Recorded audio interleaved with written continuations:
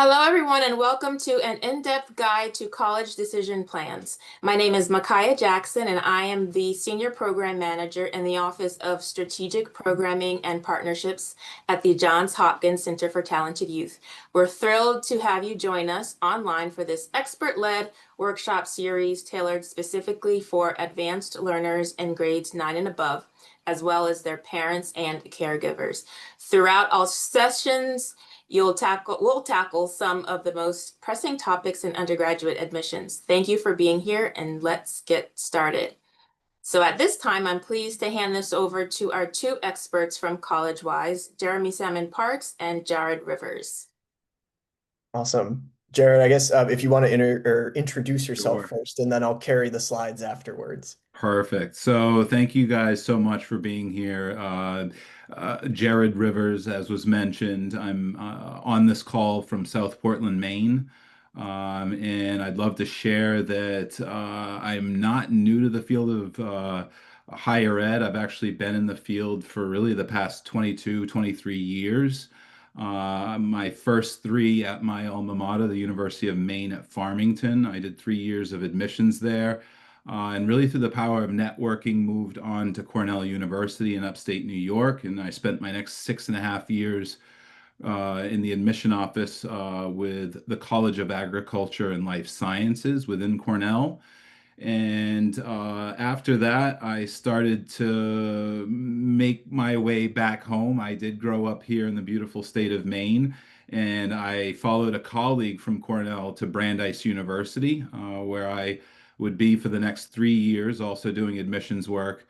And then I landed on my feet with one of the premier liberal arts colleges here in the state of Maine, in Bates College, where I would spend the next 10 years doing admissions work. So 22 years total of college admissions. And in that time, I read over 20,000 applications. And so I feel like I've had a wealth of knowledge and a wealth of experience that I'd love to share with you guys here this evening. I'll kick it over to you, Jeremy.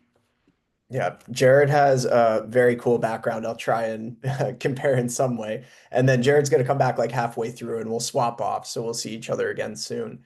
So I'm Jeremy Salmon Parks. I am a former admissions officer from Johns Hopkins. So very excited to see and work with CTY again tonight. I mentioned to Micaiah when I logged on, it was just really good to see the logo in the background, for example. So aside from missing Baltimore, I grew up a first-gen college student in the state of Michigan, stayed in state for my undergraduate and graduate, went on to Hopkins. In admissions, I have particular focus, I guess, in pre-med recruitment, even within the Hopkins office, but I've been lucky for the last, I think it's 6 or 7 years now, working on the other side of the desk here with CollegeWise, getting to work for yeses rather than nos, which were oh so frequent in the Hopkins work.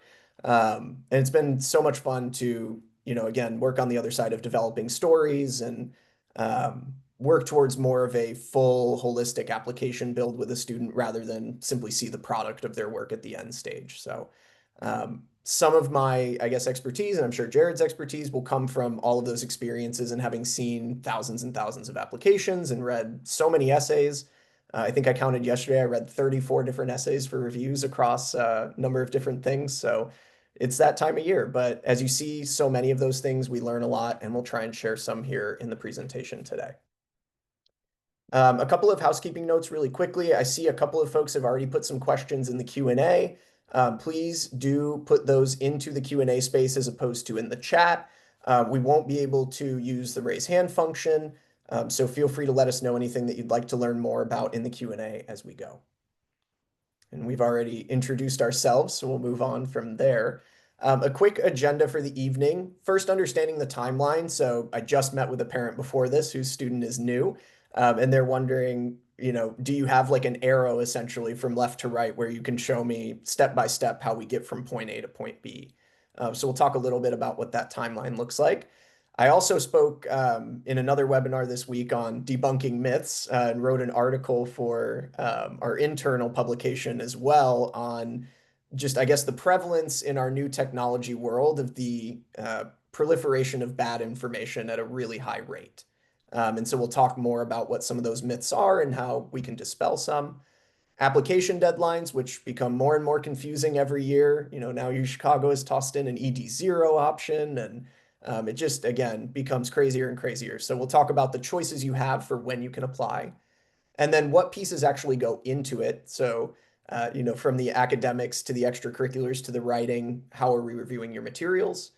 How you might want to decide based on some of the deadline things we talk about and some of the myths we debunk, deciding when you might want to go for it yourself. And then we'll end talking a little bit more about college-wise, how we support students, and Jared and I will be free for Q&A at the end, so we'll definitely try and save time for those Q&A questions. So we do have a poll. I believe we're running 2 poll questions at the same time, if we're launching them here. And we do have 2 separate questions. So it only shows the first one on the screen here, but we are asking, first off, what do you think is most important for you individually when you are choosing how you want to apply to colleges? So that might be the acceptance rates, it might be a financial affordability standpoint. So we'd love to know what you're concerned about there. And then in the second question, we haven't gotten to the actual explanation of the deadlines yet. But if you know anything about the deadlines, feel free to answer this question if you think you know the answer. We'll see if we can tell what the binding early college application is called. All right. And then as we let people collect answers, we'll release those results here in just a minute and give it just a second to collect. And we've got the second question here as well, if anybody prefers the slide version.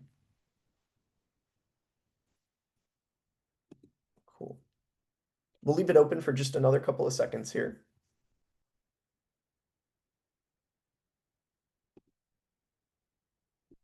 And we'll move forward as we wait for that to close out. So the first thing that we'll talk about here this evening is the actual timeline, as mentioned, that left to right arrow of what should we be doing? Here we go. Here's poll results. So very quickly, just to share the results of that, it looks like the acceptance rates, the chance of admission, that comes out to about 65% of you who answered the poll. So lots of people concerned with what the actual numbers are on acceptance rate. Next comes financial aid and scholarships, but significantly lower at 17%. Flexibility and open options at 15%, and the stress only about 3%. So glad a lot of you are not too worried about the stress and time commitments. And then for number 2, the correct answer was for 71% of you, it's early decision. We'll talk a little bit more about how early decision is this binding agreement, and how restrictive early action is a kind of binding agreement later in the presentation here as well. So thanks for answering those. We appreciate the interaction. So with the timeline, this one is top to bottom, I guess, as opposed to left to right, but same concept applies. And I think the ninth grade year is really the building blocks year. So for me, this is giving a webinar earlier this week on applying undecided and having, a lot of choice and indecision. Ninth grade is where I tend to meet a lot of the students that I work with, and oftentimes it's just a question of what do you enjoy? What's the best subject in the classroom right now? What do you entertain yourself with outside of school? And I use those as bridges to wider conversations around the ways that that thing can interact in the world. So you had a great time watching a certain movie. What about the plot of the movie? How does that connect to a bigger idea? Had an experience over the weekend. Great. What were the emotions or feelings behind that? And those really early conversations in ninth grade hopefully lead to some more, I guess, apparent areas of interest over time. And it's not overnight, obviously, but we want to look at news articles. We want to talk about current events. We want to look at careers and jobs and watch YouTube videos about the things people do in them. All of that is ninth grade. Explore as much as possible, cast a wide net. I'll often tell my students, like, it's very okay to fail and quit in ninth grade. We definitely want to see that you're testing the waters to find what's really, the right fit for you. So know that ninth grade, tons of exploration, lots of room to be wrong, lots of room to try stuff we wind up not sticking with, all in the effort of making the next 3 years a more clear pathway. So starting in 10th grade, hopefully we've identified what that topic is for you. And some students join us after this, and so obviously this is a variable system. But for that 10th grade, if we've figured out earlier what they want to do, the next question becomes, how do we build that into your application? what does a project look like around this? Creating a competition, building a 501c3 nonprofit, creating a club at school. We start our ideas. We start thinking about what could you do that looks impressive, that you would be excited about. And the topic doesn't matter. It's really about where you want to spend your time and showing me that you've dedicated a great amount of time to it, what I would call a well lopsided amount of time, in that we want to see a lot of relevant things to that area of interest that you have, but knowing that we all have, the small things on the side that we enjoy that are not our majors, but still tickle our fancy. So that we want to entertain in 10th grade. What does it look like to really engage in these deeper projects? And then as we get to 11th grade, we're starting to think about what I would call the benchmarking year, which is hopefully in 10th grade, we've identified and begun what these projects are. And now as we start 11th grade, we're looking at approximately 1 year before we apply. And how big can we make these things in the next year? How can we grow? How can we continue to set goals for ourselves so that the project that we start in 10th does not sputter and remain the same project in 11th? So we'll continue to grow that while also moving more towards the college research side of things. So that's where we start to discuss campus visits. It's around the fall break time and soon winter break time where a lot of my juniors and even sophomores are starting to take some of their college visits. So we'll talk about what to look for, what things they enjoy in a future college, as opposed to the US News and World Report rankings, which I was just looking at again the other day. And for reference, faculty salaries account for 8% of the ranking. Statistics around Pell account for 11% of the US News ranking. Peer evaluations of the school account for 20%. So all that to say, the categories that the rankings that we use so often to talk about what schools are the best usually are predicated on things that we, the people, don't actually care about.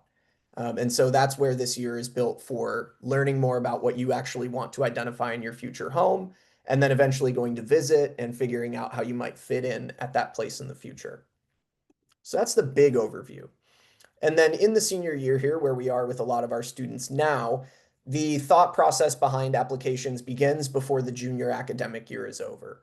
So you'll see around April, we have a month in time before AP exams happen in May. So there's definitely work being done at the end of classes to cram prep and get ready for AP tests.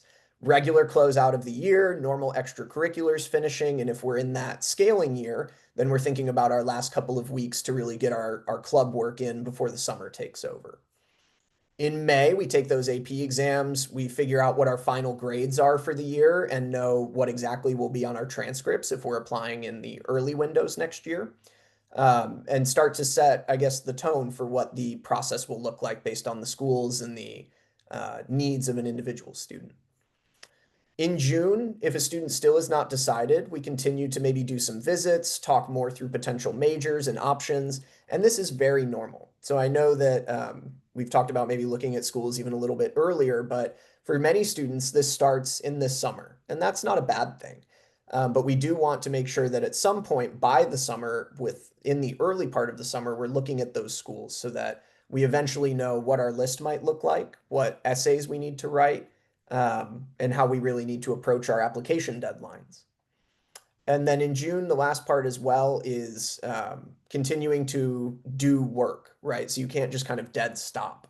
So we want the summer to be productive, and we want you to continue being busy when you go back in the fall. Even though those things may not go on your application directly, we still want you to be involved and busy, because if you ever get waitlisted or deferred, we encourage update letters where if you've been busy, you can tell us more than you shared when you applied.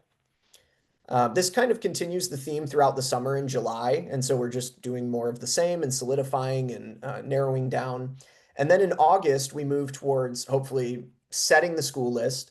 Supplemental essays for most colleges, the college-specific essays, come out around the 1st of August or on the 1st of August most years. And so by August time, we want to know what the school list is so we can attack those particular essays. You're also restarting school, so hopefully we've done a good bit of work over the summer to lighten the load, but you will be balancing in that period. And it may require more research, it may require some deeper thought, maybe another visit, but by then we really want to start to know where exactly we're headed. And we've just wrapped up September, so this is where students are kind of back in the groove of things. I had a lot of students wait until the start of this year to ask their teachers for letters of recommendation. So around this time, they're kind of securing those agreements and getting their information input into the Common App. We are writing essays like crazy, reviewing so many essays every week.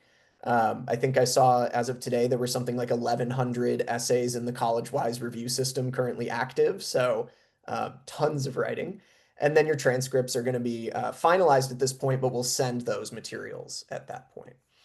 October, where we are now, continue with essays. It's our last month before we hit these first big deadlines.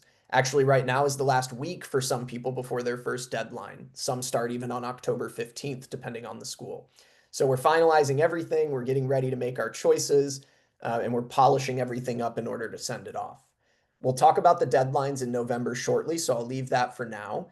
You get those November results in December and then still have time to prepare for the next round in January as well. So know that basically from November through January, we're both sending out, finishing, and receiving decisions on applications. And then by the start of January, we're good. We take a little bit of decompression. We get more results all the way through March or so. But by the end of the year, we're relaxing a lot more than we have been. All right. So hopefully the timeline makes sense, and a couple of myths, as I mentioned at the start of the presentation, to talk about. So this is something that I'm realizing a lot in this work that I might not have said as an admissions officer, which is, I would say for Hopkins a lot, the earlier you start, the better, which is a pretty generally good piece of advice. But for the ninth graders, oftentimes they're not ready. They're not socially, emotionally mature enough to take on deep thoughts like this, what you want to do, what you might enjoy the most. So I don't think every ninth grader is cut out for getting going really early on college research. And that's why you'll notice that some of those parts of the application are worked on a lot later. And that's totally normal as well. So as it says in the slide, we really do want kids to be kids, students to be students, friends to be friends with other friends. Like, I want you to enjoy life. And so that's always first and foremost. If we're enjoying life, then we can build on top of it. For the second myth, only grade 11 grades matter. Could not be further from the truth. While the University of California system does exclude ninth grade grades and those GPAs, it still means that at every other school, we're considering ninth grade. We are looking at that. We're considering 10th and 11th all together as a trajectory of sorts. So an all A student has maintained the same trajectory. A student who had B's but has gone to A's, upward. A student who had A's but has gone to B, downward. So we have to look at all of them together to understand the full scope of your high school experience. There is not just a value in 11th grade. I would actually say there's pretty much equal importance for me personally on each year. Some schools may have, again, like the California schools, a little bit of a preference against ninth grade, but to me, we should be preparing in the same way for each academic year with the same focus on trying to take rigor where we can, making sure these classes are attainable and easy or at least workable. All of that I think is very important. And senior year is really important. I was reviewing an application yesterday where I rendered a decision on it essentially. And I told that student that I would defer them because of the B's in their 11th grade first and second semesters. They were a straight A student. Based on those B's, I would want to see the mid-year transcript in 12th grade and see if they're improving or if there's a continued set of B's there. So this is also another reason why it's also 12th grade. It's not just ending at 11. And then better late than never, I think, as well, can be a myth. So there's a lot of families who show up to a place like College Wise and maybe haven't thought about the process until 11th grade and then really want to get into a highly selective college or do something kind of crazy. And unfortunately, we're not usually able to, build Rome in a day or convert an application into something, fully fleshed out overnight. And so one thing that we do want to share is that although it's, sometimes not great to start, in ninth grade or in eighth grade or whatever, it's also not the fact that, if you wait all the way to 11th or early 12th, that your application is going to be as strong or even as close to as strong. So all of these things to keep in mind as you continue your preparation. I think as we get to deadlines, this is where I hand it back to Jared. So feel free to take it away and I'll take a break here for a little bit. Okay, so that was fantastic, Jeremy. Thank you so much. So now we're going to talk a little bit about application deadlines. And so what are the general application deadlines? So if you can go to that next slide, you can kind of see here, there's actually quite a bit of information here on this slide. And so I'm going to try to tackle this in somewhat of a chronological way so that you fully understand. But what you see right there at the top with rolling decisions or rolling applications, that's a process that in a lot of cases, I think you'll find that some of the schools with higher admit rates have rolling decision as an option. Not in all cases, but in a lot of those cases, that could be true. The first college that I worked for, the University of Maine at Farmington, also the college that I graduated from, operated with a rolling application decision type. And so this is an application round that really allows you to sort of, apply when you're ready, and you might submit your application today, and 2 weeks later, you could get your decision. So it happens really fast. The decision typically will happen just as soon as your application is complete. So you submit your application and then all of the required materials, they review those materials, and then they get that decision out to you really quickly. Of course, in many cases, that will start in the fall. So you can see starting September 1st, and they're actually admitting and filling their open spaces until there are no more, right?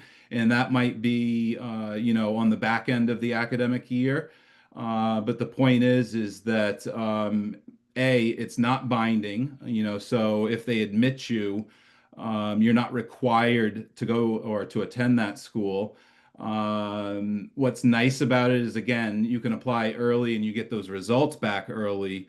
But one of the cons, I would say, is that if you wait too long, again, those spots are filling up as they move through the process, and it can, in some cases, sort of decrease your chances of admission. So that's rolling admissions and rolling decisions. The next one that you see there is early action, something that many of you may be familiar with. Early action, in many cases, schools like the University of Georgia, the University of Texas, Austin, and the University of North Carolina, Chapel Hill, may have early deadlines for early action as early as October 15th. As a matter of fact, Auburn University, their first early action round is as early as September 15th. So it can vary. The ones that we have highlighted here are typically, the ones that you'll see most frequently as it relates to early action. So October 15th, November 1st, and then November 15th. The great part about early action is that you can get the decision early in that it's not binding, much like rolling decisions. And you can sort of see all of the schools that you've been admitted to, and you're not required to make that decision typically until May 1st, which is really the big notification deadline for a lot of those schools. So again, you can see a few examples. MIT is another one that has an early action option. The one con about early action is that you have less time to really finesse those essays and the other aspects of your application. Again, as you just got into your senior year, perhaps, and October 15th is upon you pretty quickly, and all of your application materials are due. So Jeremy did a great job of talking about that holistic timeline, and you can see that it's really quite condensed. If you could just go back to that page just for one more second. Just below early action, you see early decision. In many cases, schools will have ED1 and ED2. In most of those cases, early decision one will be will be November 1st or November 15th. When I was at Bates College, they had a November 15th deadline for early decision. But we also had a second round of early decision, and that started in the new year. In many cases, early decision two may match the regular decision deadline. But in many cases, you'll get those decisions early. If it's early decision one, you could probably expect to get the decision in mid-December, right around the holidays, just before the Christmas holiday. If you're applying through early decision two, you likely, again, the deadline is usually in January, and you'll get that decision in many cases in the middle of February. Okay. Early decision is binding. It's essentially a contract that you're signing when you apply. You're telling that institution that if they admit you, you absolutely will matriculate to that campus. And so you would only really want to do early decision if it's your absolute top choice. And again, if they admit you, you're happy to attend that school. So you'll see schools like Bowdoin and NYU and Occidental. I mentioned Bates has a couple ED rounds. I will say they often do come with higher admit rates. That may also be true in some cases for early action, certainly as compared to regular decision. And just to qualify that a bit more, when I was at Bates College, highly ranked, nationally ranked small private liberal arts college, we are admitting in many years upwards of 50, almost 60% of the incoming class through our two rounds of early decision. Typically, it was about 35% through ED1 and then another 25% through ED2. The applicant pools in many cases tend to be smaller. We were looking at about 800 applications between ED1 and 2 at Bates. Then we were looking at 8,000 applications for the remaining 45 to 50% of the class being filled through regular decision. So again, they can have higher admit rates. Of course, these are the students that really want to be at that college. And so having a fair number of those students really, in many ways, they kind of become the cheerleaders in some ways within the class. And that can really have a strong positive effect on the incoming class. The con for early decision, again, is that it's binding. And regardless of how many other applications you've submitted, if you're admitted at that point to that ED school, you're required to withdraw all of your other applications, regardless of whether or not they admitted you. And then, of course, last but not least, is regular decision. Again, typically starts in the new year, January 1st can stretch as far as like January 12th, I think was the deadline for us at Bates for regular decision. Of course, all schools participate in regular decision, and it's not binding. So it's the opposite of early decision. And of course, the great thing about regular decision is that you have that longer runway to complete your applications, to work on those essays, and to finesse those final pieces before you hit submit. But as you might have picked up from what I was putting down regarding early decision, these are much larger applicant pools in regular decision. And it could be a third, it could be as much as half, or even slightly more than half of the open spaces are already taken up by that time. So the natural result is much lower admit rates. Okay, you can go on to the next slide. So there is this other option called restrictive early action, and at the moment there are only 6 schools that participate in REA, and you can see them here: Princeton, Harvard, Yale, Stanford, Notre Dame, and Georgetown. These are not binding, so it is the same as early action to a degree. Where it's different is that they also carry these restrictions, whereas in most cases, with just a regular early action school, you could also apply to an early decision school. And again, if the early decision school admits you, then you just have to withdraw your applications from the early action schools, regardless of their decisions. But with restricted early action, they do not allow you to do that in some cases. And so you could only so you could not have an ED school at the same time as having an REA option. The other restriction that they often will have is that they restrict you that they won't allow you to apply to other private institutions at the same time as applying to one of these six schools that offers REA. So that's a really, really big decision to make. And for some of you, it might be the right decision to make. Certainly, if you're looking at some of those schools and if those are your absolute top choices.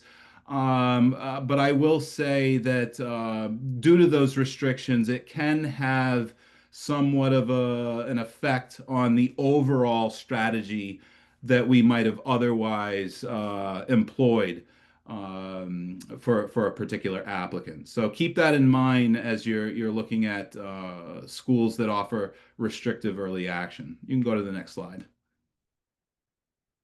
So application components and decision making. What types of things are admission officers and counselors reviewing before making these decisions? And I love this graphic that we have here, this slide, because all five of these components are very, very important. And as you can see, the college-wise pro tip there, your personal qualities are actually going to come into play as well. If there was a sixth category, it would be those personal qualities, and they pick up on those in a variety of places in these five aspects that are being reviewed. But much like the holistic timeline that Jeremy was talking about, that really encompasses your entire high school experience, ninth, right into your senior year. A lot of admission offices will use a holistic review process to review all of these different materials, um, meaning that all five of these areas can be important, and they all kind of work together, leading to those final decisions. That being said, in my experience, if I'm really being honest, I don't think they are all necessarily equal, and that's where this slide would have you kind of thinking that they are all equal parts. And perhaps the more selective the school is, I think the truer the information that I'm sharing now will be. I do think your academics, the courses that you took, the type of academic rigor that you pursued, were they college prep courses, honors, APs, international baccalaureate courses that you pursued in high school? And how did you actually perform in those courses? I believe carries really the most weight. It carries more weight than does the test scores. Yes, it is true that some schools require testing, but there are a lot of colleges that are test optional as well. And so while test scores can be important, I don't think they carry as much weight as your academic performance in the classroom. So keep that in mind. And just to sort of drive the sort of the weight of standardized testing home, again, I did 10 years of admissions at Bates, which was one of the first colleges in the country to go test optional. I think it's something that they've been doing for the past 40 years. And only about 40% of the incoming class was actually submitting their test scores prior to receiving their admit decisions.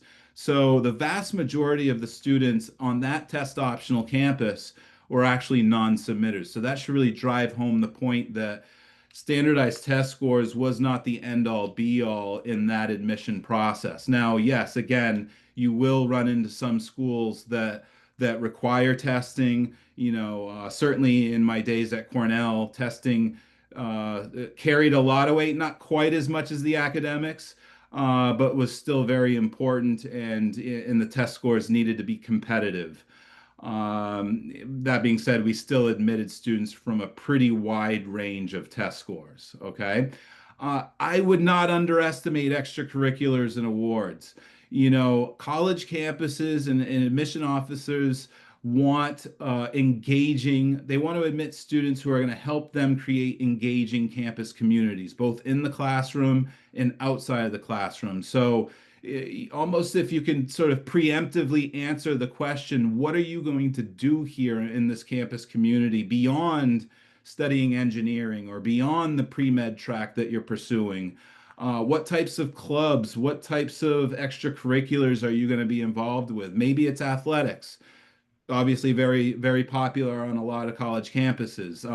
But perhaps it's the arts, theater, music. Maybe it's debate. Whatever it is, there's no cookie cutter mold of things that you absolutely need to have to sort of to grab the attention of the admission team. What you need to have is preemptively answering that question. And that's really what they're looking for. Were you able to balance your academics while achieving in your extracurriculars at the same time? Because that's ultimately what you're going to be doing on these college campuses. So yes, they want leadership, so being captains of teams or taking on roles like secretary or treasurer of a club can be important. So I'm going to try to keep it moving here. Letters of recommendation, still important. They are required. Likewise, essays are required and can certainly play their role. So don't underestimate those aspects either. We can go to the next slide. So deciding on a deadline. When determining which application deadline to choose, ask yourself the following questions. Number one, what is realistic with my calendar, right? If for some reason you're just jumping into this process now, which it can be the case for some students, that is a very important question to ask. Can you understand that admissions teams will want to see your academic performance in your first quarter of your senior year, or maybe even your first semester grades. So you want to be able to sort of maintain, your academic performance while you're knocking out the essays and doing all of the things that you need to do to submit your applications. So asking that first question, what is realistic with my calendar, is absolutely critical. Number two, is there a college I'm 100% certain about? If so, hopefully, there's no time like the present. Jump right in and, look at the types of materials that you need to submit for that college and start to knock them out slowly but steadily. Number three, when do I want to cross the finish line? That's gonna be determined by how many schools you're applying to and which rounds you chose to apply through. So these days, a lot of students are applying to 10 or more colleges, and so it's a very condensed timeline, which hopefully you've picked up on in this presentation. And then finally, number four, are there certain colleges that should be applied to early and others during the regular round? Well, you can sort of only have one, maybe two early decision schools, but not at the same time. So you might choose one early decision school and then a group of early action schools, and maybe even a couple rolling decision schools. If you're admitted to that early decision, again, you have to withdraw all of your other applications, right? But that will determine, answering that question, do I have an early decision school? And of the schools on my list, which ones are early action? Those questions will determine which other colleges you'll apply through regular decision. You can go to the next slide. And I think I will kick it back to yeah. Okay. Hi. Okay. Um, so thank you so much, Jeremy and Jared. You've shared a lot of really helpful information. We are nearing the end of our session. For those viewing the recording on our YouTube page, please remember to mark your calendars. Enrollment opens in early January for CTY's summer 2026 in-person and online courses. Also, the CTY Scholars Program is currently accepting applications for students in the 8th grade, and you can learn more about CTY Scholars on our website. For those of you joining us live, remain with us for our upcoming Q&A segment. Thank you everyone for attending.